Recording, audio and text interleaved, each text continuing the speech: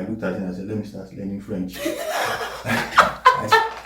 I started learning French. Oh yeah, speak more French for us. I can't even remember what I learned. So funny. Like a shot in the dark, my heart it goes crazy.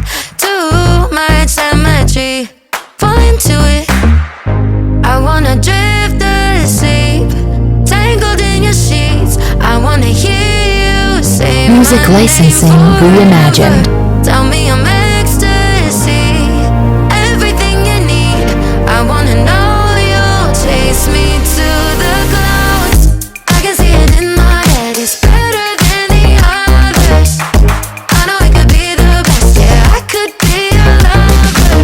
You don't cross my mind cause you're living it. If you were all mine it'd be hey. Baby let me love you, yeah, I wanna be your lover.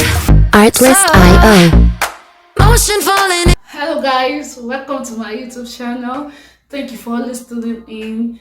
I love you guys. Thanks for the love so far. And if it's your first time here, thank you for coming. I bet you need to enjoy it here. My name is Adedoyi, and on this channel we talk about lifestyle, God, marriage, motherhood, sewing tips and everything in between. So yeah, I'm just here to talk about the migration process. So note, we are not an immigration expert. We're just here to tell you our own experience so you can learn from it. So after the IELTS, you have your WES, you have your IELTS. I always tell people to start from that because that's what will determine if you get into the pool. And for you to get into the pool, there is always something you need to check: eligibility criteria to see if you are eligible to even apply, right? Most people skip this part because they don't feel it's very important. People just go to the CRS calculator, right? The CRS calculator is what will give you your score in the pool. The eligibility criteria is what the Canadian immigration officer will use to check if you are even eligible to apply or not. And the criteria are age, your work experience, your adaptability, if you have any relation in Canada, and then you have your IELTS as well, and two other factors that don't worry, I'll put it on the screen. Two other factors that you need to consider, about 6 factors. So you need to score 67 out of 100. See, this is a self-assessment. You just do it by yourself, just calculate it and see where you fall. So if you are 67 above, you are fine, right? If you are 67 below, if you are 66 below, you are not qualified. There is danger, right? There is danger. So you need to be careful about this. At a particular age, your points start to drop. Yeah. I think at 35. Yeah, when you start going over 35, going over 35, your points start losing. Is it maybe 1 or 2 points gradually? But don't be discouraged. Other things can add up. Yeah, sure. You might lose points in age. You might improve your IELTS. You might do other things. So as I was saying, in 2020, when we saw our score, she has done her IELTS, she has done her WES, I've combined mine, and we were in the pool. The score was nowhere to be found. So the next thing was, how do we improve our scores? I looked at it and I said, let me start learning French. I started learning French. Oh yeah, speak more French for us. I can't even remember what I learned. So funny. This French part is so funny. If you recall, we got into the pool in 2020. In fact, we were in the pool in 2019, and for any of your express entry application, it's only valid for 1 year. After 1 year, you have to create another one. So in 2019, we had an application, express entry application in Federal Skilled Worker Program, because that was the program we felt we could actually get nomination from or invitation from through the Canadian. And the purpose we were trying to do was still Saskatchewan. It was trust me, I struggle with Saskatchewan pronouncing it, as well. So we couldn't get that because at some point Saskatchewan also included a sort of criteria to their nomination. So Saskatchewan, if your work experience and your education, the degree does not tally with each other, you are not even going to be considered. In 2015, when I got it, that was not a requirement. But now, you have your degree. So if you have a work experience in construction, right, your course has to be related to construction, whether civil engineering, building construction, or something. So that's the way they do it. You cannot be reading accountancy, you are practicing law. It won't happen. So Saskatchewan has become more difficult in that aspect. So And in my husband's case, he studied electrical engineering and computer science, and statistics. and he was doing marketing. I was doing marketing. So, And demand supply. so it wasn't connecting at all. So we just forget about Saskatchewan and we looked at other provinces with that opportunity. Ontario at the time was basically tech, right? If you have a role in tech, then it's quite easier for you to be able to get into Ontario. So it was not easy in 2020 getting any of the provinces, but we just stayed positive, we remained in the pool, we continue to update our documents. Mind you, our proof of fund was intact. We didn't touch it. No one bill. You can't even touch it because it was an investment. We had savings, and then we had some other thing that people always say is controversial. So there's this proof of fund that people always say is controversial, but in our own case, we used 3 proof of fund. Yeah. We used our savings, we used our investment, and then we used our pension, 25% pension, right? We used the 3, and we never had issues across the line. So in case you want to use it, you can do it too. You know. So we just bundled everything together and just showed it. But it is important that your investment savings are robust enough because of the controversy around using pension fund as one of your proof of fund. Moving forward into 2020, towards the later part of 2020, mind you, we were still in the pool at the time. We just had hope, like, anything can happen. If anything happen and we are selected, fine, we'll be ready for it. But we still stayed in the pool and we moved on with our life. Anything that happens, right, we'll take it. And then a golden opportunity came our way. A relation of ours who is in Manitoba, we got in contact with our relation, and he said he can sign for us, right, as our supporter. And that was where the whole turnaround for our immigration journey started.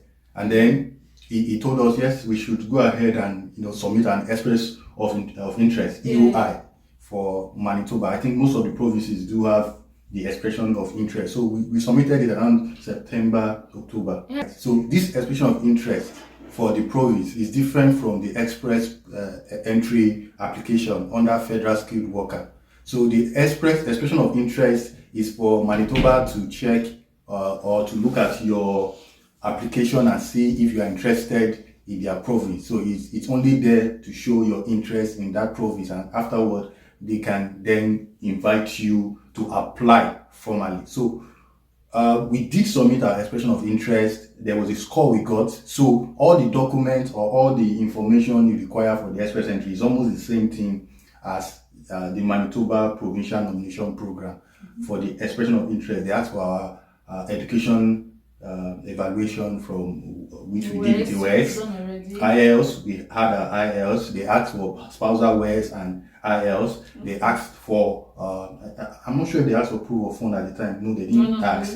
They asked for aid. They asked for, do we have a relation in Manitoba? Yes, we had, which was the key thing at the time, because Manitoba is big on family. Manitoba is the biggest, is the number 1 province when it comes to family, relationship and stuff. They are always interested in things like that. So we submitted the application in October, about September, October, and then the long silence. And then it went on like that. And if you recall, Manitoba was also not doing any draw. Yes. So most of the draw Manitoba was doing then was basically strategic pathway, and I think business pathway. I think they had 2-3 pathway. The pathway we fell under for Manitoba Provincial Program was the skilled workers overseas. because we were not in Canada, we were outside of Canada, which is in Nigeria, and that's the stream that we can actually qualify to get into the program. That happened in after the submission 2020. We waited up until June 2021, right, when they did the draw for the skilled worker overseas, right? So that took us about 9 months after submission before we got an invitation. I remember that day. Right? They call it LEA, letter of advice to apply. So in fact, I was working remotely because our office was still allowing us to work remotely at the time. Did it? Well, my screen. Did I scream? I thought you were the one that screamed. Hey, no, you came to tell me now. The sufferness in Nigeria will not allow you. Well, my screen. And that was the first step. Yeah.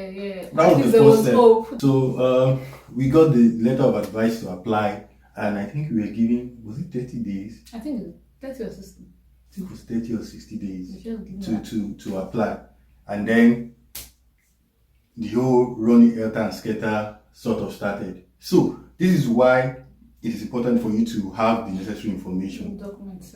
Information and documents. So we didn't know that there were some documents that will be required for the Manitoba Provincial Admission Program, right? Apart from your WES and IELTS, right? You have to prove that you guys are married if you are coming with as a couple and with your children. So birth certificate, wedding certificate. The wedding certificate has to be from should have a federal government sort of capture. So to say. Okay, so our wedding, this thing, we didn't do any registry because we married at Anglican, so they have the federal certificate, kind of, yeah. You didn't go through the stress of going to. So you need to double check that, right, to ensure that you have that federal sort of, capture on your certificate, right. For the state bit, right, there are a lot of controversy around it. So you don't want to get yourself in that kind of position whereby the Manitoba government are contesting if you are married because of the certificate. And then we also get our birth certificate. We had our birth certificate, but there was an act by the Nigeria Population Commission that if you are born before 1991, right, you have to get an attestation of birth.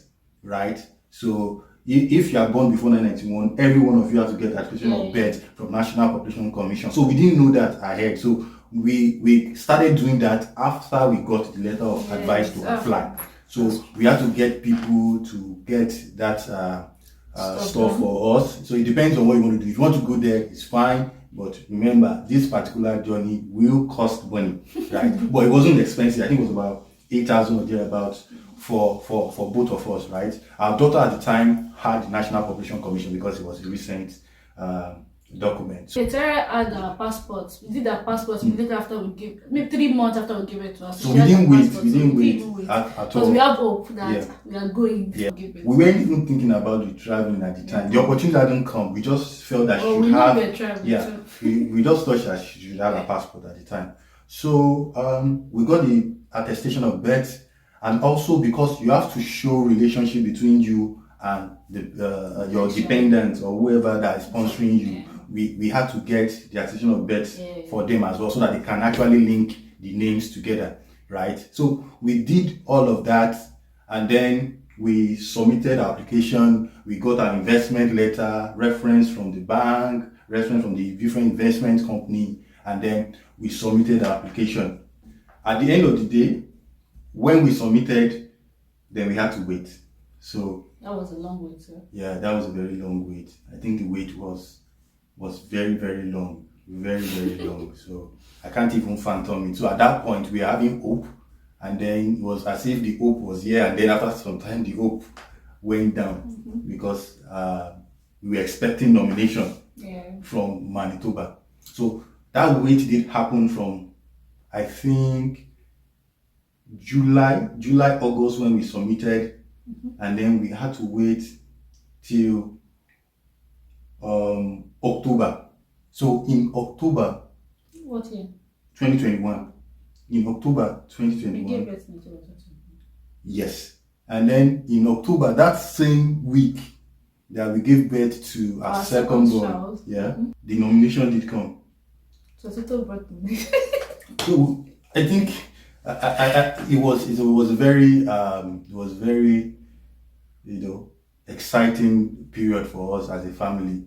The birth of our son and then nomination from Manitoba. It was a very good period for us, right?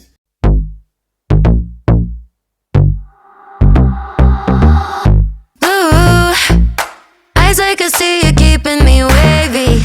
You Artlist are made IO. of dreams.